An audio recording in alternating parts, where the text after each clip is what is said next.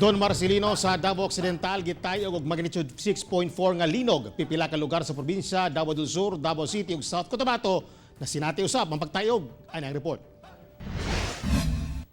Alas 11:23 Domingo sa gabi, nakuhaan sa CCTV kining pagtay-og sa mga gamit sa usa ka balay sa Davao City.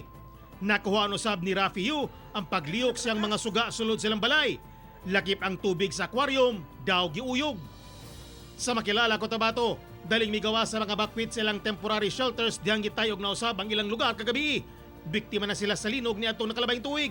Nagpabilin pa ang 365 ka mga pamilya sa evacuation center humang gideklarang no-build zone ang ilang gipuy-an kaniadto.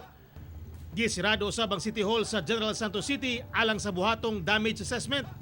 Ang one-stop shop business center gisirado usab human nakitaan og mga cracks ang building nini.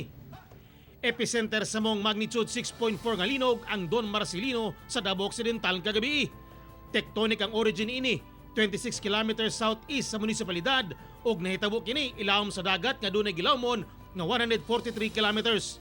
Nabati ang intensity 5 sa General Santos City ug Mati City, intensity 4 sa Davao City, Magsaysay, Davao del Sur ug Coronadal City ug intensity 3 sa Kidapawan City.